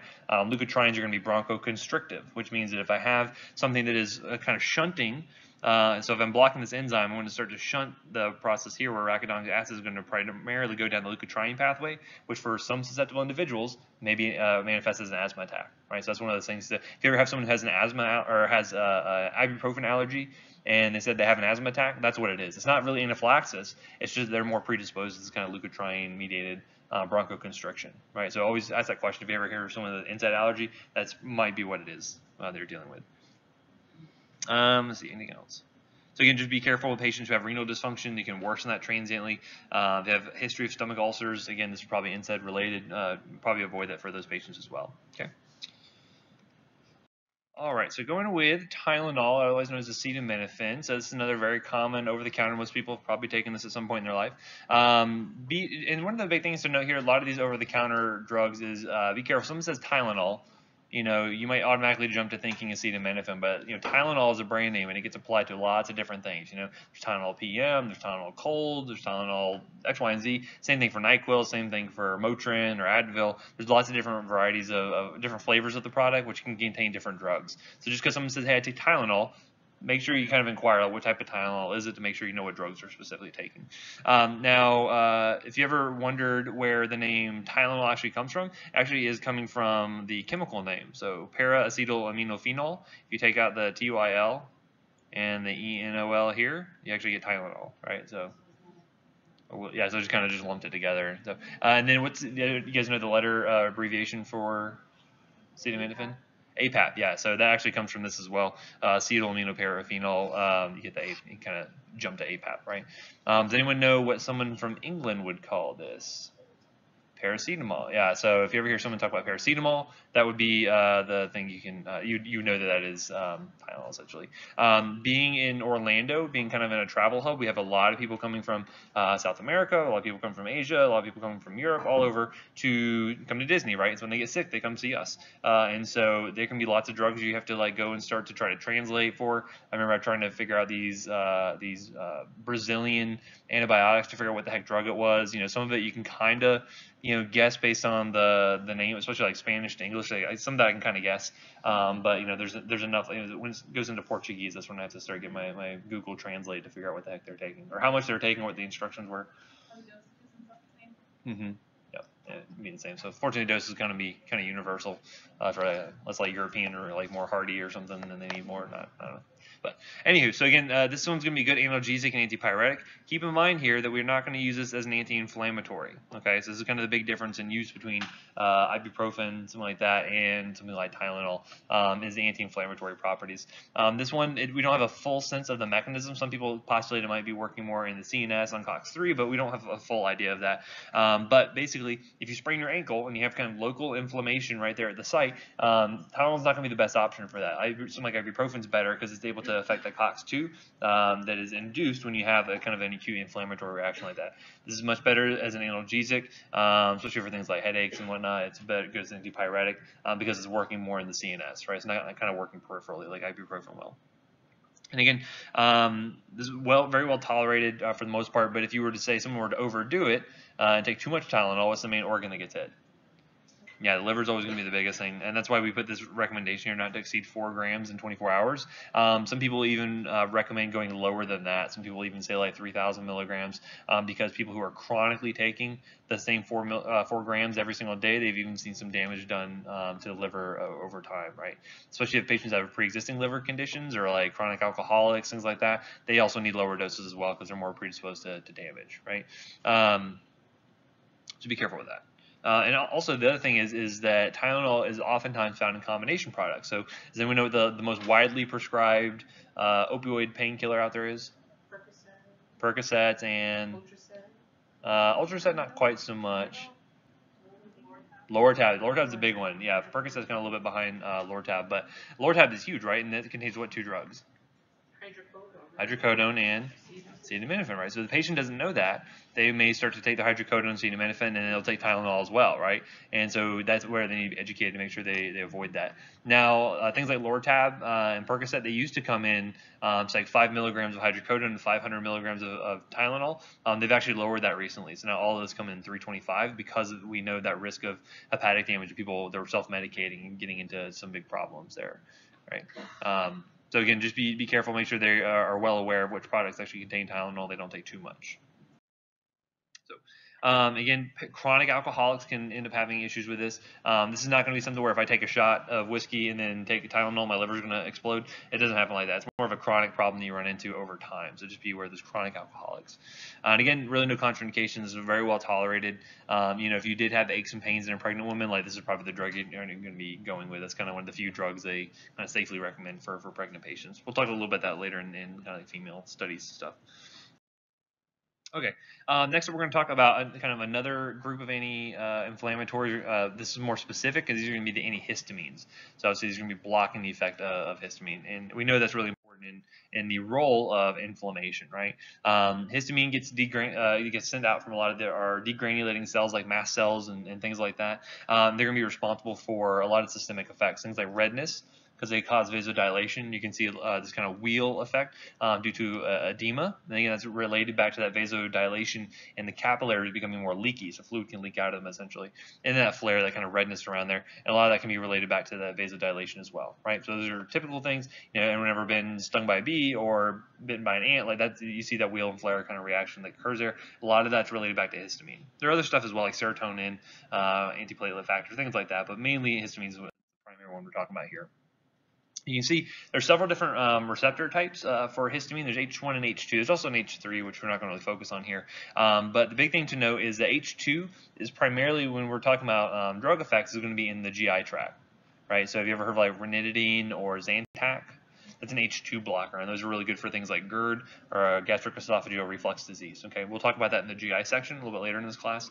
But the things we're going to focus on here for allergy is going to be H1 receptors. These are going to be the things that are going to cause things like bronchoconstriction in someone who's having an asthma attack related to their allergies, or the edema that we're seeing there, the vasodilation, hypotension that you can see along with things like anaphylaxis. A lot of that's related back to histamine. And so H1 receptors are going to be the primary receptors there. Those are the ones we're going to be focusing on. So again, we kind of talked about this already, but you also see things like increased smooth muscle tone. So again, doing that to the bronchial tract is not good, because that can lead to increased airway resistance, increased mucus secretion. So again, if you're plugging up all those small airways with more mucus, that can also lead to impaired oxygenation. Yeah, so all these things, these effects you're going to see specifically from histamine interacting with the H1 receptor during like an allergic reaction. H2 receptors, though, more specifically going to be seeing things like increased gastric acid secretion. This is going to be the primary thing, and we'll focus on that when we get to GI a little bit later on. So let's kind of just put it here for posterity's sake. There's also H3 I mentioned is going to be more in the CNS. It's thought to be help with things like wakefulness and sleep cycles and whatnot. I'm not going to focus on it really here so much, but you may see drugs down the road that utilize H3 antagonism or agonism depending on what they're going for. But so again, some of the peripheral effects we're going to see, and we're going to talk about the histamine effects both peripherally and centrally, right? So things working either in the CNS or out peripherally. Peripheral effects, we're going to see that by blocking H1 receptors using these antagonists, what we're going to see is they're going to block smooth muscle contraction. That's going to work both in the GI tract and the bronchial tract. You're going to have blocking of that rapid vasodilation. So again, anyone ever seen like an anaphylactic patient? What does their blood pressure do? Typically drops, right? So anaphylactic patients can become very hypotensive. A lot is related to histamine, right? So I block those H1 receptors that can block that rapid vasodilation. It's going to block that secretion, the edema, excuse me, hives, itching, all of that's going to be affected by this. So by blocking that, this is how we treat a lot of these types of symptoms. Now, we also have these CNS effects, and so this is also going to be important for looking at side effects and also some of the therapeutic uses. So sedation is going to be a major side effect of H1 antagonists, okay? So again, anyone ever taken Benadryl before? How does it make you feel? Anyone get sleepy? Yes, most people end up getting a little sleepy off of that, and it's related back to these central effects. They would cross the blood-brain barrier, get into the brain, and have its effects there. So sedation is a major CNS side effect. You can see additive effects if you were to include this with other CNS depressants, like alcohol is like a common drug interaction where you can see increased sedation due to these effects being synergistic there. Now we do have it available as an over-the-counter sleep aid. So has anyone ever heard of like Unisom? Like doxylamine is an antihistamine that we'll actually use in that one, so that's one example there. What's interesting though, in some kids you can actually see what we call a paradoxical reaction, where if I give someone Benadryl or diphenhydramine, I would expect them to become very sleepy. Sometimes in kids, if you give it to them, they can have the opposite effect and actually get very, very rambunctious. They start bouncing off the walls. They become an absolute terror. Do you know someone that has that, or? Oh, you? It makes me absolutely crazy. Yeah. It's a bad enough reaction. I tell people I'm allergic, because I would rather be sick than take Benadryl. Unless my life depends on it. There you go, yeah. Yeah, so you see it typically a little bit more in kids, but sometimes it can persist into adulthood. Yep. Like, I don't feel like I have control of my body. It's like I'm having an out-of-body experience. Probably a high. Most people would pay, or not most, but a lot of people would pay really good money for it. It makes me miserable. I feel like I can't control my movements. I remember one night reaching out to pull my blanket up, my arms flew up over my head. Do you know what that's called? God, I hate that. You ever heard of akathisia? Yeah. Huh? Yeah, so akathisia is basically it's kind of like you feel like you're just not comfortable in your own skin. You just want to move and just do anything, right? Yeah. Yeah, I was gonna say something. That happens to me with IV Benadryl, but PO Benadryl I'm fine, but IV makes me like that. Yeah. And that's a children's dose too. Mm-hmm. Yeah. So certainly, yeah. So people say like, hey, I don't have a bad reaction to Benadryl. I believe them because they can see stuff like that. Exactly. Yeah. So anyway, you actually do see a decent amount of excitation in higher doses, though. So for instance, if someone this is a common thing for especially teenagers to abuse over-the-counter sleep aids or over-the-counter cough and cold products because of the antihistamines. Everyone ever heard of doing triple C? I guess you guys don't hang out in the cool kids, but triple C stands for Corseed cough and cold. It's a common over-the-counter cough product, but basically teenagers will use larger doses of this in order to achieve a high. They get hallucinations, they get euphoria from it, but you can also see seizures, agitation, violence. It can be very bad.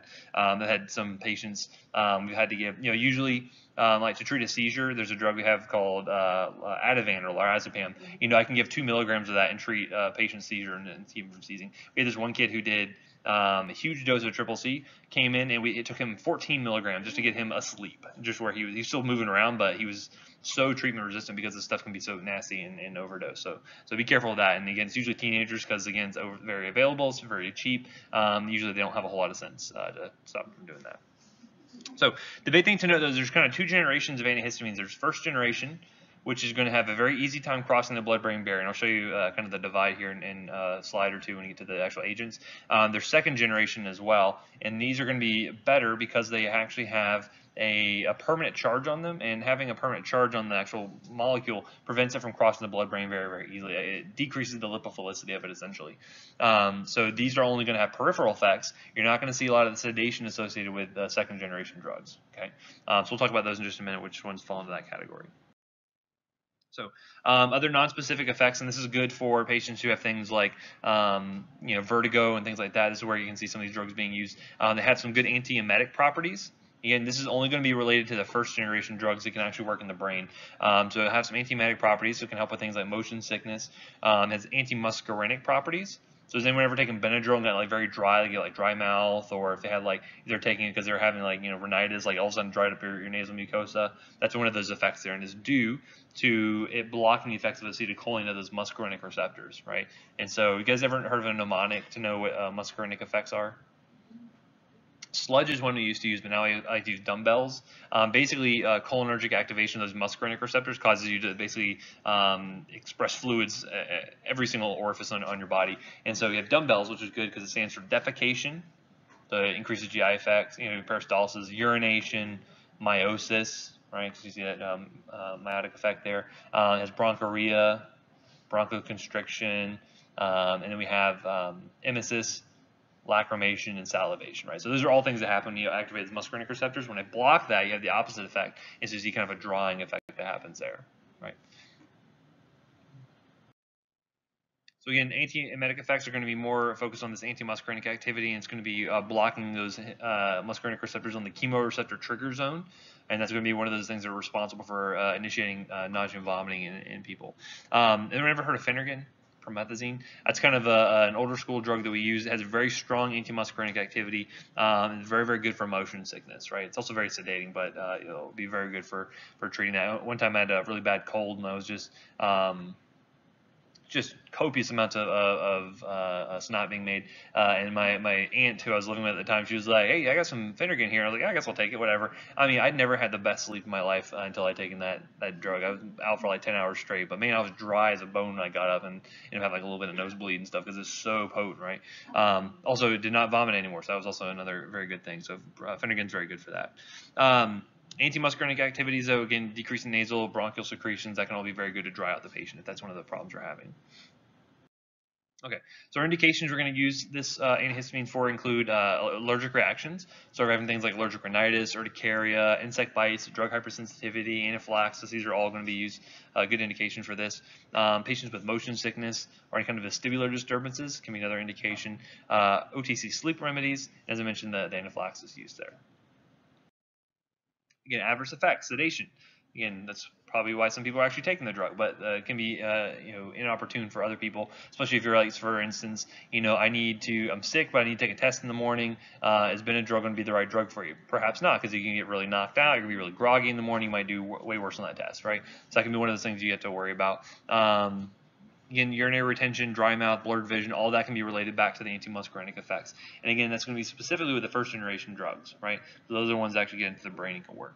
And then in some cases, you may have some hypersensitivity. Some of these drugs will come in a topical formulation. We don't use them too often, but oftentimes it's related back to the other ingredients in the product. It's not actually the drug itself, but it's going to be other things. You can have dermatitis too. So here are the drugs. So we have things like chlorpheniramine, dimenhydrinate, diphenhydramine. A lot of these are available over the counter. So you can see these in a lot of cough and cold products. I'm sure people have heard of Benadryl, like Tylenol PM, usually has Benadryl in it. Some of these are going to be available only as prescriptions. You have things like hydroxyzine, which is Atarax. You have meclizine or Antivir. This one you can get over the counter. And then promethazine or Phenergan. That is another prescription-based one. That one's nice as well because it actually has a suppository formulation. So if you have someone who is having pretty serious nausea, vomiting, they can't take anything orally, you can use a suppository instead, and that can be very effective for them, right? So again, these are first generations. If you notice here, and I'm not going to ask you, specifically how long these are going to work for or anything like that, but note that things like the sedative effects. Note how it's going to be a lot higher for these first generation drugs. Note the antiemetic effects, the anticholinergic effects. Notice how they're all going to be medium to high because these are ones crossing into the blood-brain barrier, right? On the other hand, second generation drugs, you're going to find that these do not cross the blood-brain barrier, so they're going to have very low sedative effects, very low antiemetic effects, very low anticholinergic effects. But they're still going to work for the peripheral signs of allergy, right? They're still going to be working peripherally on those histamine effects. So here you're going to find things like cetirizine or Zyrtec. You're going to have fexofenadine or Allegra, and then loratadine or Claritin. A lot of these have recently gone over the counter in the past few years, so they're pretty widely available, right? And so this is good, so you can tell your patient, hey, you're having a lot of allergic rhinitis, you're having a lot of postnasal drip leading to a lot of cough. A second generation agent might not be good for them because you want something to dry them out. So maybe use a first generation instead.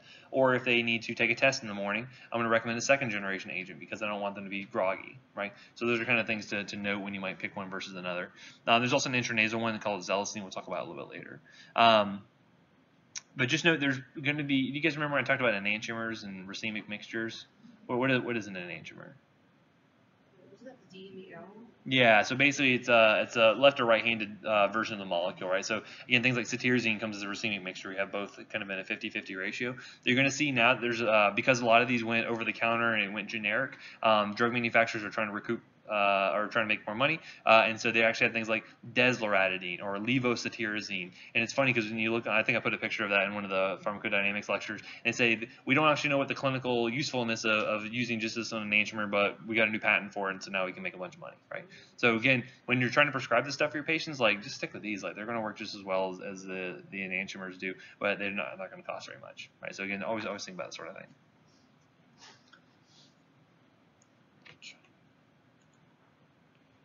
If I got goofed up here. I'm going to be really sad if I lost all of that. Oh boy. No, it looks fine up there, but I'm having... Okay, so I mentioned we have the Zelicine, which is an intranasal antihistamine. Again, you're not going to see this used too often because a lot of times it's just easier just to use an oral medication. It's a lot more tolerable by a lot of patients. But you may use this for things like allergic rhinitis, vasomotor rhinitis occasionally. Just be aware with a lot of nasal sprays, epistaxis can be infrequent, but it can be somewhat worrying to a patient. Obviously anything seeing nosebleed, patients are going to worry about that, but it could be something you can see with a lot of these nasally administered medications. So just a good patient education point there. Okay, next we're going to talk a little bit about more corticosteroids, and again, what are we going to use these for? Inflammation. There's going to be anti-inflammatories.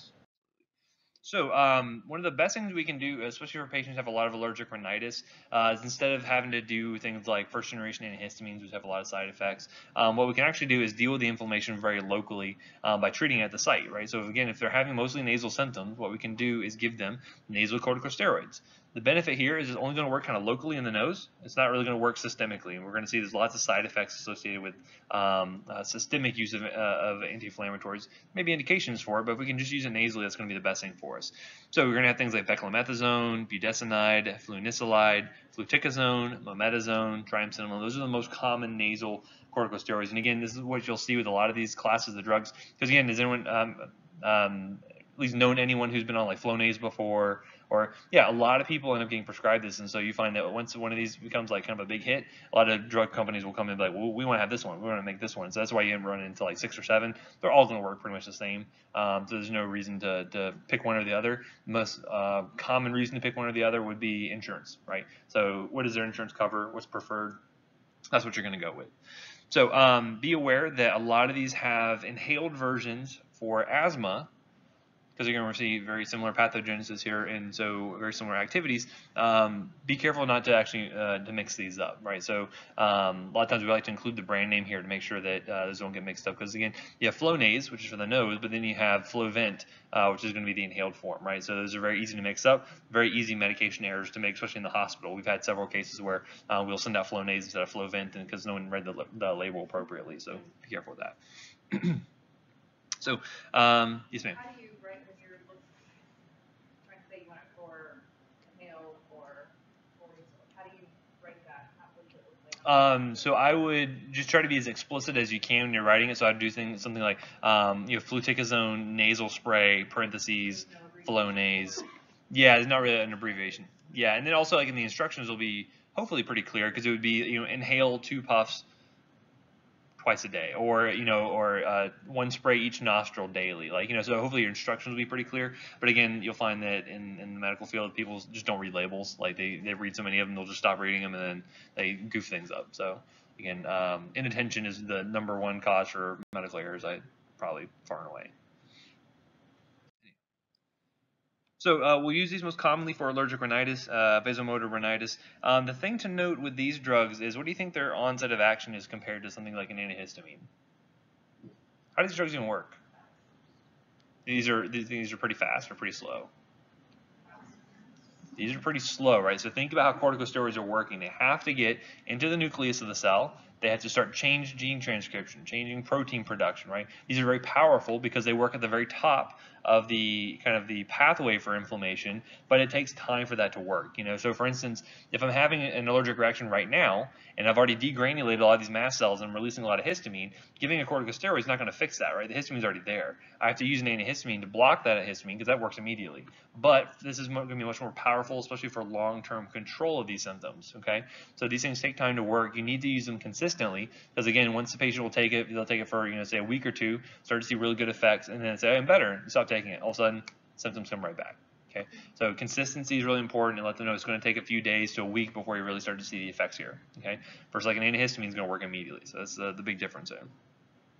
Now, of course, one of the things you see, especially with antihistamines being an immunosuppressant, you also see things like impaired wound healing, which you can see. You kind of see that locally here, because you can see things like epistaxis, septum perforation. These are pretty rare for the most part, but certainly something to be aware of, and then some unpleasant taste. But other than that, pretty well tolerated. We have some oral options that are available as well. I'm just going to cover a few here that we use kind of more commonly in the ENT world. Dexamethasone, or Decadron, is a very common one. This one we can either use orally, we can use as IV. There's lots of options here. And so this, again, is going to work very similar to what we saw with the nasal corticosteroids. It's just going to be taken orally typically, and it's going to be working more systemically. So the side effects are going to be much different. With the nasal corticosteroids, the side effects are only in the nose. This is going to be more systemic. And so what you see is that it's going to have glucocorticoid effects. It's also going to have what we call mineralocorticoid effects. Okay, it's going to be anti-inflammatory, but it's going to cause lots of other side effects as well. So because it is having mineralocorticoid effects, it's going to cause fluid retention. So if you have a patient who has CHF, have hypertension, or other issues with edema, this is going to worsen that. Okay, if you have someone who has diabetes, this is going to worsen their glucose intolerance, right? Because again, when you think about, when do corticosteroids get released in your body, what type of situation? In stress, like fight or flight kind of responses. And so if I'm giving you something that's kind of simulating that, you're also going to see increased glucose levels, because if you're in a stress state, like you need glucose for energy, right? So you can see that. Also other symptoms you can run into in things like hirsutism, what is hirsutism? Yeah, abnormal hair growth. You see these kind of Cushing weight kind of effects, potassium loss, sodium retention, tendon rupture, lots of side effects associated with these. Also, from the eye standpoint, you see things like glaucoma, increased intraocular pressure, cataracts. All these are big issues. And then, because you're suppressing the immune system, secondary infections are a problem as well. Okay, so just be aware of that. Typically, for these ENT type of settings, we're only going to use this for very short courses, right? So maybe for 5 days or so, usually not more than a week. Okay. So just be aware of a patient's hypertensive, they have diabetes, they're going to see kind of a transient effect here. But these are not going to be patients that will take these drugs for the rest of their life. Like someone who has rheumatoid arthritis, they kind of need chronic dosing of these drugs. Those are going to be more of those ones that have the chronic issues with these drugs. Now, has anyone ever heard of like tapering a steroid dose? Why do you think we taper?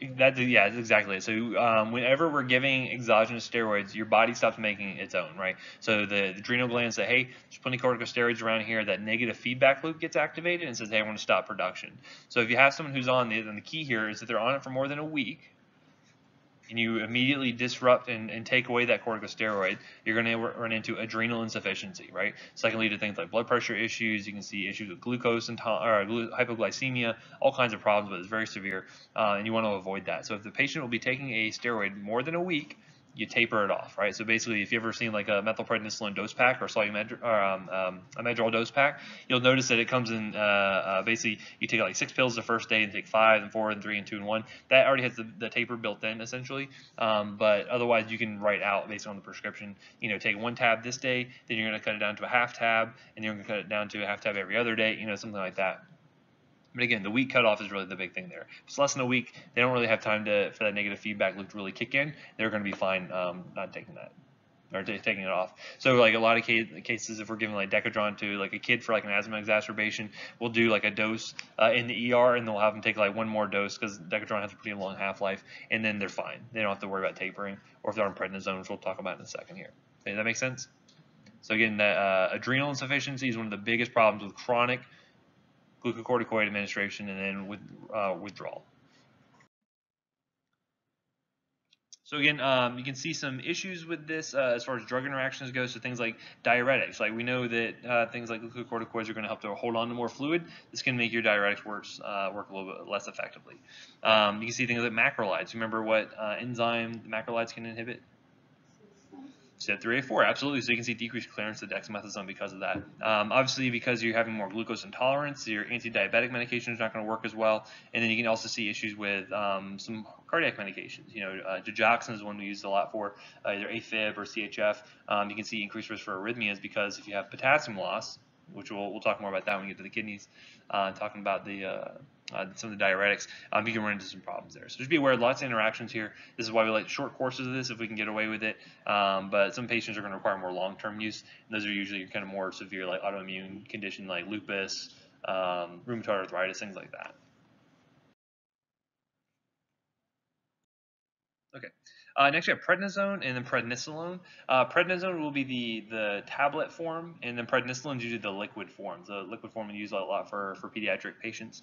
Again, very similar activities to dexamethasone. They're going to have the only thing that might change is the dose. As far as how potent the agents are, the dose will change. But again, similar side effects you're going to see with dexamethasone and every other glucocorticoid out there.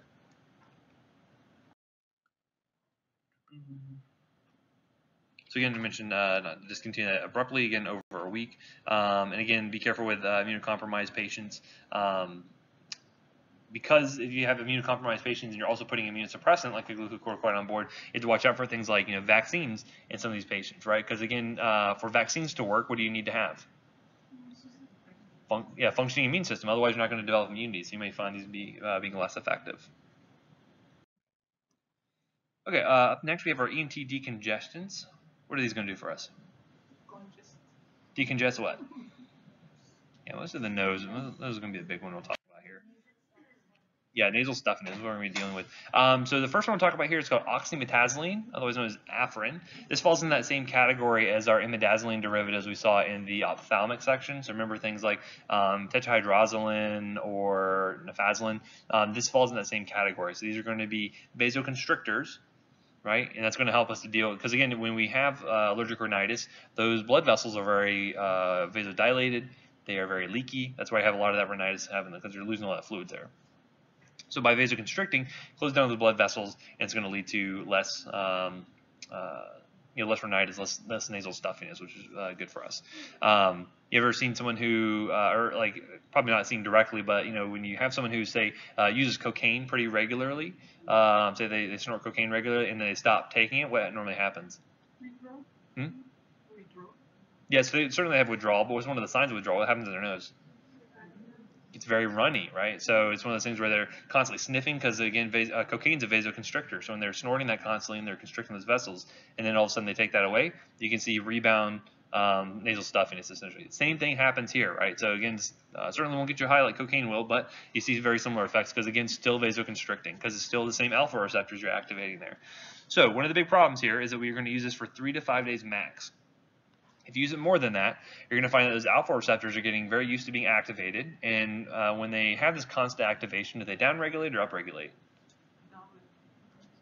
They're downregulating, right? So constant activation, they downregulate. Then all of a sudden, if you take the drug away, now you have fewer alpha receptors around to activate to cause vasoconstriction. Now you have a rebound vasodilation, and you have even worse nasal stuffiness than probably what you had to begin with, right? We call this rhinitis medicamentosa. That's kind of the fancy name for it. And it's one of those things where patients who use this chronically, so more than 3 to 5 days, they stop taking it. They have so bad nasal congestion, they end up starting to take it again. I knew one pharmacist who basically had 3 bottles of Afrin on his pharmacy counter, one in the middle and one on each side, because he was just having to take hits of it all day long, right? Because that rebound nasal stuffiness was so bad for him. Depends on how long you were using it for, but it could take like a week or more to really kind of get back to baseline. Yeah, so that's why we like to avoid it. And a lot of times, like if you're dealing with like electronic medical record systems, like we have Epic over at Nemours is a common one. I'm sure what Florida Hospital has. If Cerner, yeah. So a lot of times you'll see like things like Afrin have an automatic cutoff date built into it, to where you can't prescribe it for more than 3 to 5 days. The order just falls off because we want to prevent these kind of issues.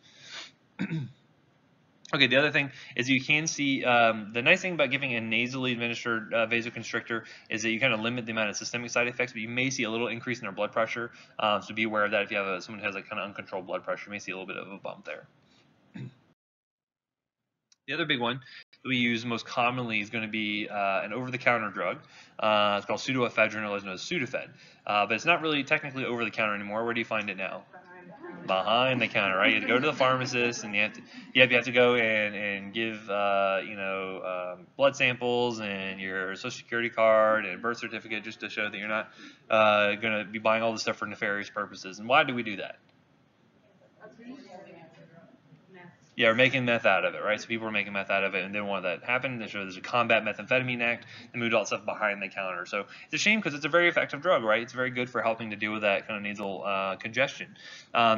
This is working very specifically as an alpha agonist. So again, working to constrict those blood vessels. But this is an oral medication, and so you'd expect to see more kind of systemic effects from this, meaning patients who have hypertension to begin with, you can see this get worse, and so you'll see a pretty reliable increase in blood pressure as someone takes this. Also, you can see things like tachycardia. This can also affect some of the beta receptors in the heart, causing tachycardia. You can see a headache associated with it, so be aware of that. Now, you can see kind of the typical indications we're going to be giving this for. The big thing to note here when you're educating your patients is that you'll find things like you can find Sudafed on the shelves in the pharmacy, but it's Sudafed and they have 2 letters after. Anyone know what it is? PE. So Sudafed PE. Does anyone know what that stands for? It stands for phenylephrine. Phenylephrine is the kind of the wimpy cousin to pseudoephedrine, and so they you cannot make methamphetamine out of phenylephrine, so they can put that on the shelves and it's fine. The problem here is that it's not nearly as effective as pseudoephedrine is. So if someone needs pseudoephedrine, like they really need that, not this kind of wimpy phenylephrine. But they're kind of counting on the drug manufacturers kind of counting on people not to know the difference, and so they'll take it and be like, no, it doesn't really work for me, but they need the good stuff essentially, right? So educate your patients. Hey, if they're having a lot of nasal congestion, go make sure you talk to the pharmacist or whoever is managing that and make sure they can get the actual real stuff. Okay.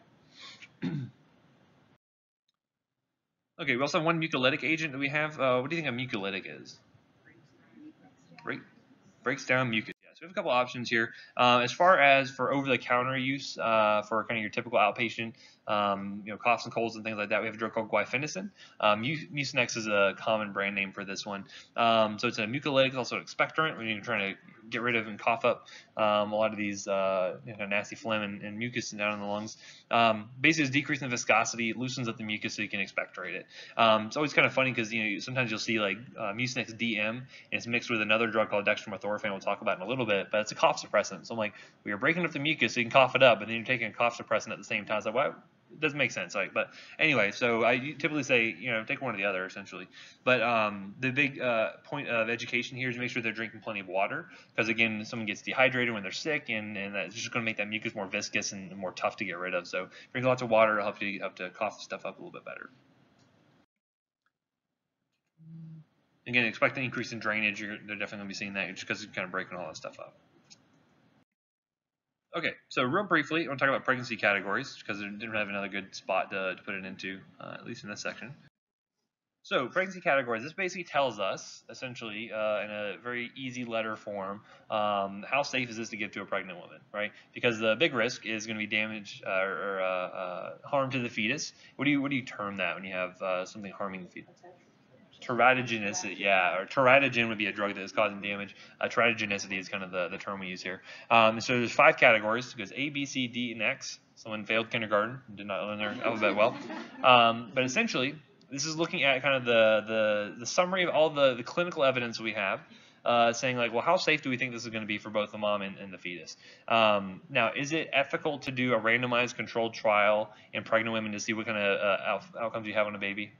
No, you can't do that. So oftentimes what we're relying on is a lot of like kind of case reports or case studies where you can see basically the woman had the exposure, baby came out, and you see what effects happen, right? They have registries for certain drugs to track for things like adverse effects. There's reporting mechanisms for this sort of thing. So a lot of times we're using kind of poor evidence because it is unethical to do studies in this patient population, as it rightfully should be.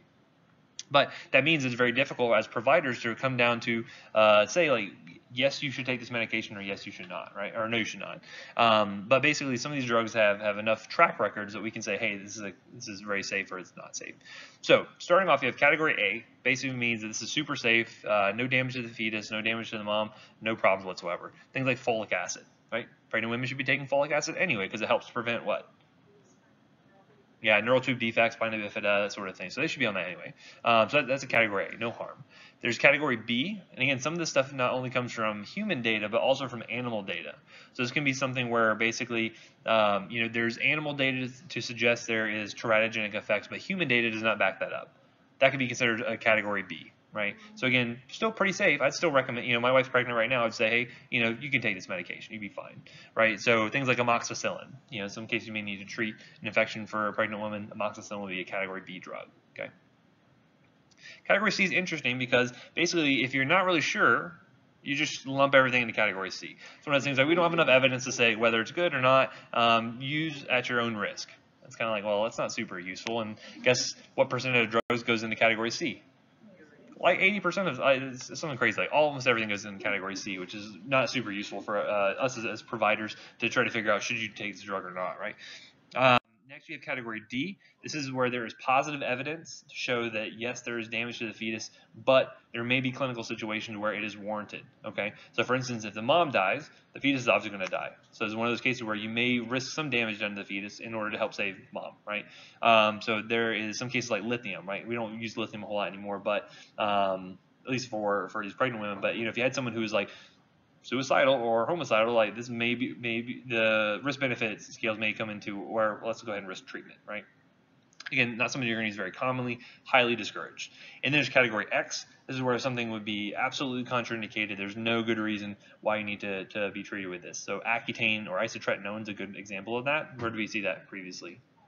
For acne, right? So again, mom, I know you want to look good, but you can deal with the acne for the duration of pregnancy. We'll treat you afterwards, right? So it's one of those things where you need to kind of have a good talk with them about that sort of thing. So anyway, basically, we find that a lot of drugs don't have a lot of good evidence behind that. So what they're doing is they're kind of moving away from these categories, because again, you as a provider, if you see A, B, like you think, okay, those are good to go. You see C, it's not useful to you. You don't know what you should do. And so a lot of references are doing a lot of like drug package inserts. They're starting to give you the evidence. They're starting to say, okay, well, here are the studies we have. Here's what we think happens. Here's what here's what we don't know so far, and it helps you to make a more informed decision. And again, this should be a decision between you and the patient, right? It needs to be a conversation to say, well, here are the potential risks. Here's what we've seen, but I still think it's a good idea, or I think we should avoid it, where it happens to be. Okay, so we'll have things like a risk summary. They'll have clinical considerations and any supporting data to go back with that. So something you'll see if you're looking at drug references nowadays. They'll have a lot more information about that. Okay, it's nice if you see an A or B for a lot of older drugs, but a lot of them are going to fall into C, and it's not going to be helpful. Okay. So any questions for that section? I have a few minutes left. I'm going to start to go into the poem stuff because there's a lot in there. Is that okay with you guys? You guys don't really have a choice, though. Okay, so moving into pulmonology. First thing, I want to talk about a few antitussives and expectorants. This kind of bleeds into what we were just talking about a few seconds ago. So cough, there's cough receptors. They're located within the respiratory tract, and they respond to several things. So you can respond to chemical, mechanical irritants. Basically, when you have an activation of those cough receptors, it's going to lead to a complex neural pathway that will lead you to basically, have a deep inspiration. You close up the glottis. You're going to contract that chest wall, that diaphragm, the abdominal wall, increase the pressure, very high pressures, and you expectorate out whatever comes out along with it. Okay, so always not going to be very useful to your patients if they have nothing to cough up, or if it's very disruptive to them.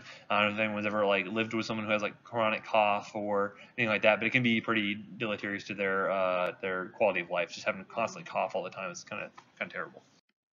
So complications from this include things like insomnia and exhaustion, musculoskeletal pain from the actual contracting those muscles so hard, hoarseness, and then less commonly you can even run into something so significant as like dysrhythmias, syncope, stroke, rib fractures in some cases. Are very rare, but this can be more serious complications.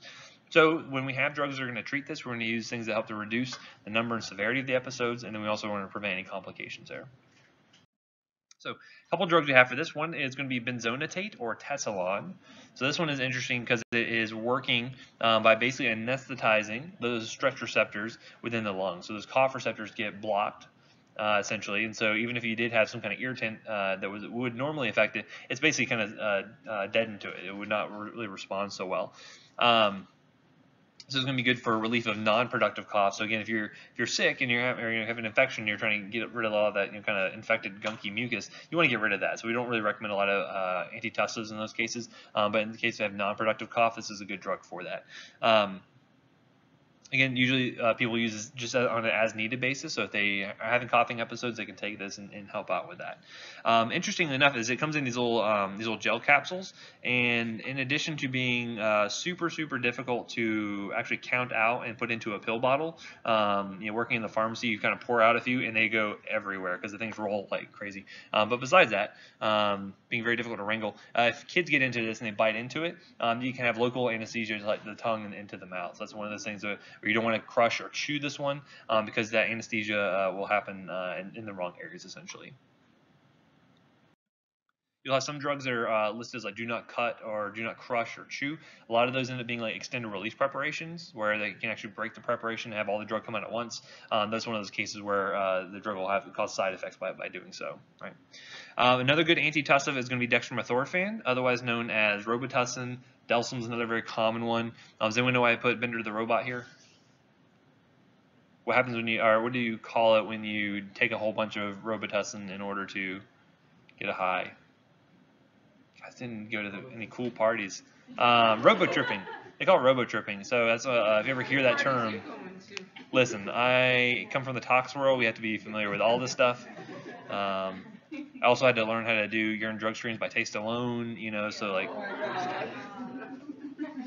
Anywho, so yeah, so if you hear robotripping, that's what they're referring to, is taking a whole lot of Robitussin. Because again, and actually it's more important than you might think to be familiar with some of the terminology, some of the jargon here, because in order to communicate well with your patients, or if they say like, hey, I think my kid is robotripping, what is that? Like, it's good you can at least have some recollection of, or at least some kind of a point of reference, so you can be like, oh, I know what that is. That's super dangerous, or oh, that's nothing, whatever happens to be. So, knowing things like common street names for different drugs and things like that can be very useful to you if you're trying to communicate with some of your less more seedy patients, I should say.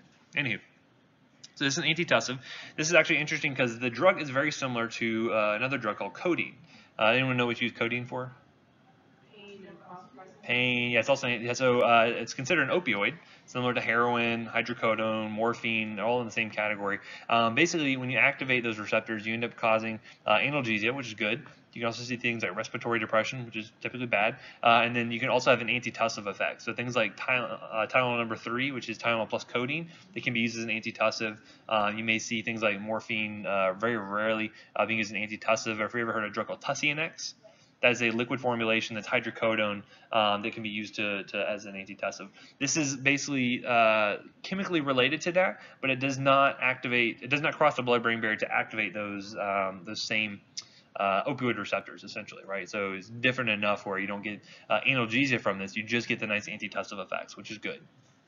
So basically, the indication we're going to use for is cough. The big thing you're going to see, though, is that you can run there's some issues with this, especially if you're using kind of higher doses than normal. Basically, if you have a patient who's taking a drug that affects serotonin, and a lot of things like antidepressants are going to fall in this category, you can see that this can actually worsen. You can actually increase serotonin levels, and you end up seeing some side effects from that. We call that either serotonin toxicity or serotonin syndrome in some very rare, kind of more severe cases. So just be aware you can have some synergy there when taking these. And so, again, there's another older group of drugs that were antidepressants called monoamine oxidase inhibitors, or MAOI. That was an enzyme that metabolized serotonin as well. So you would not want to take that with dextromethorphan because you can end up seeing some side effects from that. So again, just be aware those kind of serotonin drugs. We'll talk about those when we get to behavioral health, which I think is probably in Pharm 2, if I had to think. We'll talk about those in much more detail. So just kind of keep that in the back of your mind. Now, people will abuse this. They'll take really high doses of it because it also, you guys ever heard of the NMDA receptor? It's a type of glutamate receptor, and again, glutamate is typically very excitatory in the CNS. It's kind of opposite of GABA, if you guys ever heard of that. GABA is very inhibitory in the CNS. Glutamate is very excitatory. There's an NMDA receptor that if you block that, you can end up getting some, what we call a dissociative anesthesia, essentially. So anyone ever heard of ketamine? Yeah, ketamine is a very common drug we use as a sedative, kind of does the same thing, blocks the NMDA receptors. And so if you take high enough doses of Robitussin, you start to get these hallucinations, kind of out-of-body type of experiences, and that's what people are trying to abuse this for. It's not a very good high. People describe it as being kind of very harsh, but if you're looking to get some cool hallucinations, I guess this is one way to do it. I would not recommend it, though. Drugs are bad, right? Okay, so I think I'm going to cut it there. We'll come back next week and continue on with our more antibiotics talk. You guys just can't get rid of it. Okay. Any questions for anything? The test, perhaps? Do you guys want a free answer? Yeah. C. Too